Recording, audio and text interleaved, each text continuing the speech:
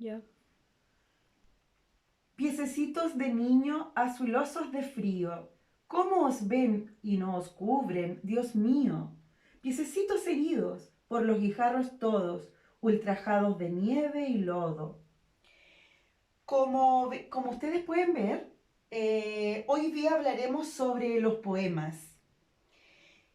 Este poema fue escrito por nuestra gran poetisa Gabriela Mistral, que era una maestra rural chilena que obtuvo el Premio Nobel de Literatura en 1945.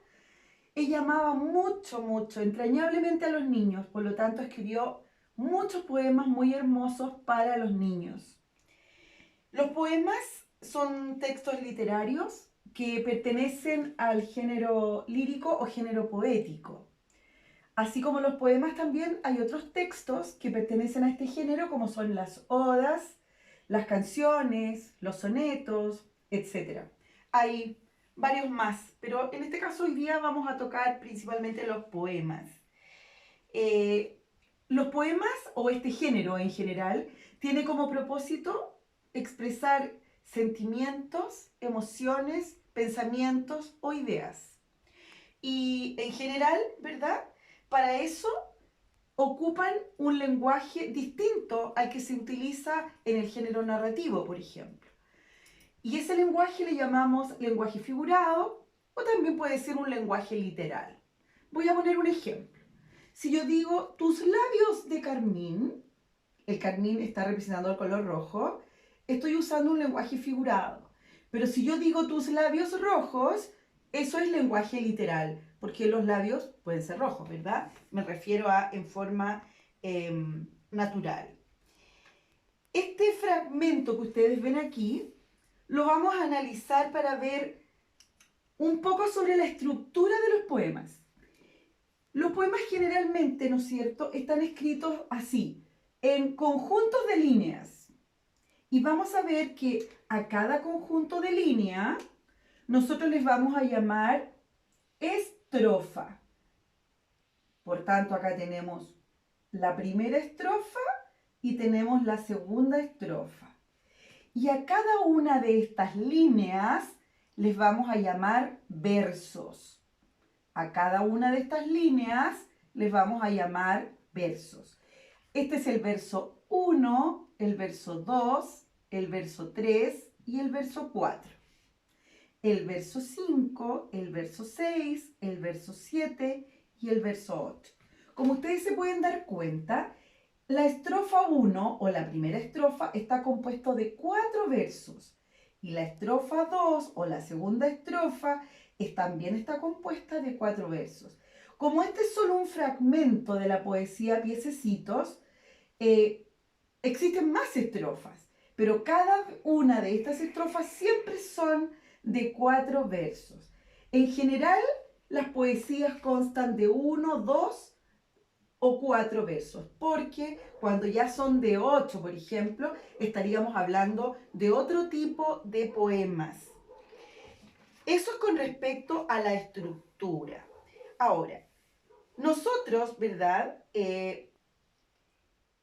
Como los poemas nos expresan sentimientos y emociones y tenemos que utilizar para ellos, como dije antes, el lenguaje figurado, este lenguaje se logra gracias a algunas características propias de este género, como son, por ejemplo, la rima. La rima consiste, ¿verdad?, en la coincidencia de la terminación de cada verso con otro de la misma estrofa. Por ejemplo, yo acá tengo la terminación io y la terminación io. Como son exactamente iguales, yo podría decir que el segundo y el cuarto verso tienen una rima consonante, porque terminan de la misma manera. No así, ¿verdad? Esta de acá, la primera que termina en iño y acá en, ¿verdad? Que en ese caso hay una rima libre. Vamos a la segunda estrofa. Acá tenemos os y os, rima consonante. Acá eve, odo. Por lo tanto, esa es rima libre. Respecto a eso, quiero decir lo siguiente. Es rima consonante cuando la terminación es igual, como en este caso, io, io. Es rima asonante cuando solo coinciden las vocales. Ejemplo, vamos a suponer que un verso me termina en había un auto a tu...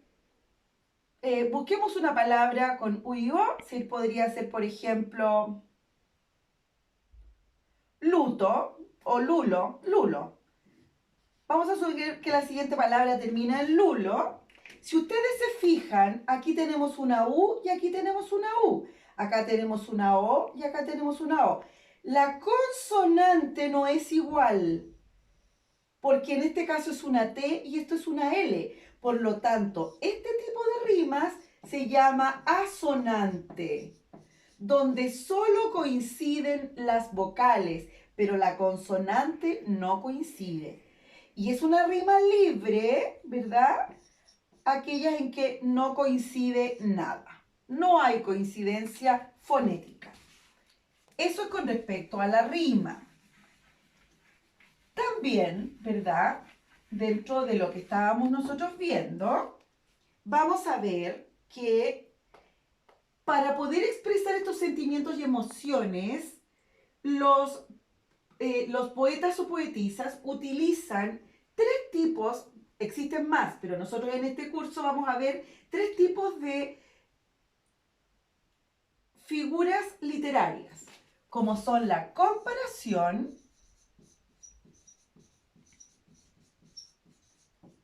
la personificación y la metáfora.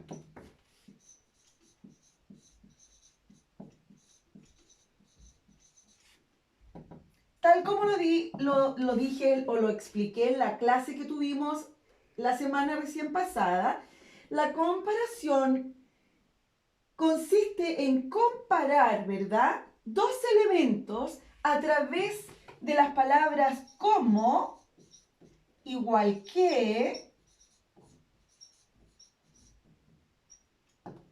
o tal que puede ser. Ejemplo, tus labios rojos como copigües.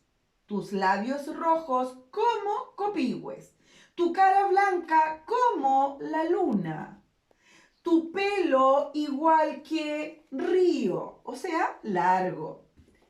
La personificación, en cambio, le atribuye a un objeto inanimado una característica humana, como por ejemplo, el río se ríe, el sapo llora, las piedras están alegres, la noche está triste. La noche no puede estar triste, ¿verdad? Si está, uno quiere decir con eso que está un poco nublado, pero la noche no puede estar triste, porque eso es una característica humana. Y la metáfora es muy parecida a la comparación, solo que no lleva ni cómo ni igual que. Ejemplo, si yo digo, ¿verdad? Yo antes dije que una comparación era tus labios rojos como copigües, pero si yo digo tus labios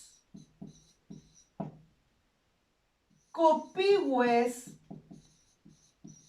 hermosos, tus labios copigües es una metáfora, porque no está la palabra como. Aquí no existe, dice tus labios copigües, simplemente. Por lo tanto, es una comparación encubierta, porque de alguna manera, ¿no es cierto?, la metáfora alude a la característica de otro elemento, pero sin ocupar el como ni el igual que. Entonces, vamos a ver aquí, lamentablemente aquí no hay un ejemplo, pero los que le acabo de dar son bastante buenos para entender el concepto. vamos a hacer una especie de recuento. Habíamos dicho que con respecto a la estructura, los poemas tenían versos que en su conjunto formaban estrofas, que además para poder expresar los sentimientos, emociones, ideas o pensamientos, utilizaban, ¿qué cosa? La rima y las figuras literarias. Eso es súper importante. Vamos a hacer un cuadro sinóptico, que no es lo mismo que un mapa conceptual, donde vamos a explicar un poco lo que hemos dicho. Entonces vamos a poner los poemas. Y esto es importante, chicos, que ustedes lo entiendan. Los poemas tienen, ¿verdad?, una estructura. Y esa estructura está constituida esencialmente por dos cosas. Por los versos y las estrofas. Nosotros sabemos que los versos corresponden a cada línea y al conjunto de líneas le llamamos estrofa. También, ¿verdad?, vamos a decir que los poemas o el género poético utiliza recursos que se llaman recursos literarios. Estos recursos literarios, como ya vimos, son, en primer lugar, la rima, y en segundo lugar, lo que vimos antes, la comparación, que son las figuras literarias, la personificación,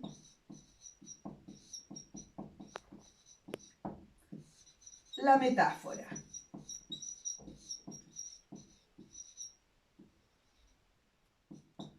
La metáfora. Y también, ¿verdad?, vamos a decir, por otro lado, que expresan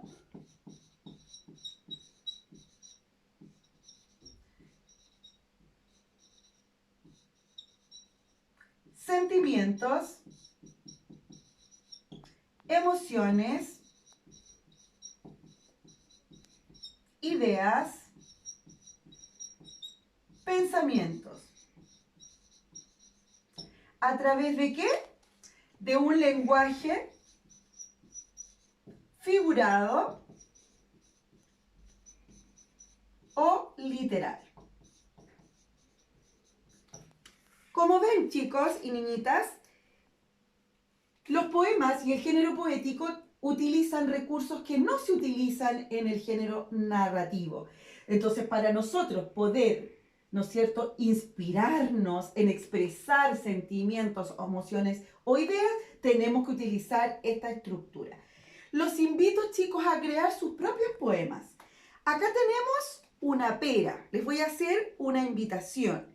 Esta pera, que se ve muy jugosa, ¿verdad?, cuando nosotros la miramos nos da a lo mejor hambre, a lo mejor ganas de comerla, a lo mejor sed, porque la pera es jugosa. Y eso lo podemos plasmar en una poesía. Yo los invito a que de esta pera, el que quiera, me haga una poesía con sus propias palabras, utilizando estos recursos, y me las mande al mail. Los invito a que hagan eso. Muchos cariños para todos y espero que este video les sirva.